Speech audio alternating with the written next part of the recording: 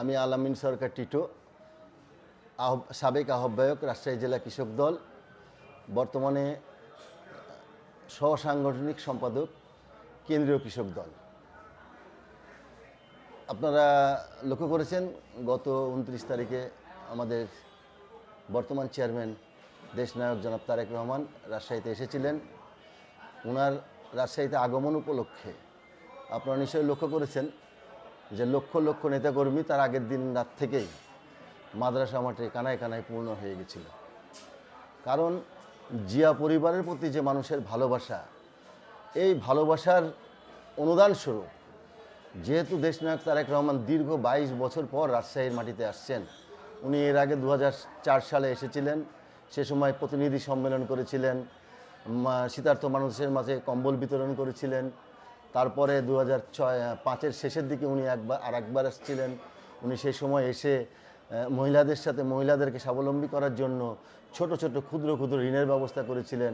মহিলারা যেন একটি বাড়িতে তার পোষা আপনার হাঁস, মুরগি, গরু, ছাগল পালন করার যে স্কিমটা ছিল, সেই পরিকল্পনায় উনি আমাদের এই অঞ্চলের মহিলাদেরকে স্বাবলম্বী করার জন্য উদ্যোগ নিয়েছিলেন। তারপরেই উনি আসছেন 22 বছর পরে আমাদের রাজশাহীর মাটিতে।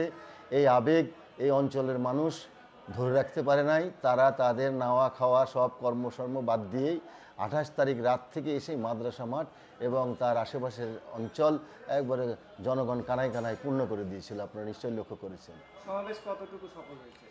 ইনশাআল্লাহ আমাদের এই সমাবেশ 100% সফল হয়েছে। আমাদের এই সমাবেশ দেশনায়ক জনাব তারেক রহমান উনি এসে রাজশাহীবাসীদের মাঝে যে আন্তরিকতা সহকারে ওনার যে বক্তব্যগুলো উপস্থাপন করছেন এবং রাজশাহীর কী সমস্যা, সেই সমস্যাগুলো তৃণমূল পর্যায়ের ছাত্রছাত্রীদের থেকে শুরু করে কৃষকদের কাছ থেকেও শ্রমিকদের কাছ থেকে শুনে তার যে আগামী দিনে উনি যদি সরকার গঠন করতে পারেন তাহলে এই রাজশাহী অঞ্চলের মানুষের জন্য কি করবেন এবং মানুষের কি প্রয়োজন সেগুলো শুনেছেন এবং উনি আশ্বাস দিয়েছেন যে উনি যদি সরকার গঠন করেন তাহলে অবশ্যই রাজশাহীবাসীর এই সমস্ত আশা আকাঙ্ক্ষাগুলো উনি পূরণ করবেন। এবং সাথে সাথে উনি আরেকটু দামি কথা বলেছেন। আমাদের এই যে পদ্মা নদী, এই পদ্মা নদীতে আপনারা লক্ষ্য করেছেন দীর্ঘদিন পানি থাকে না।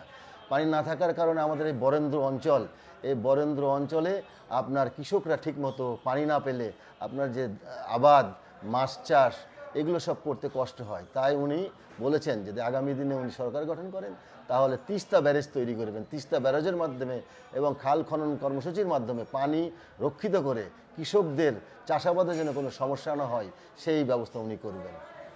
ওনার এই যে উদ্যোগ, উনি যে আশা আমাদেরকে দিয়েছেন, আমরা রাজশাহীর মানুষ অনুপ্রাণিত হয়েছি, আবেগে আপ্লুত হয়েছি যে না উনি রাজশাহীবাসীর কথা মনে করেছেন। সর্বোপরি উনি রাজশাহী বিভাগের যেহেতু মানুষ, বগুড়ার মানুষ, রাজশাহী বিভাগের প্রতি ওনার যে দরদ আছে, রাজশাহী বিভাগের মানুষের প্রতি যে দরদ আছে, এটা আমরা সেই দিন যে জনসভা থেকে অনুধাবন করেছি।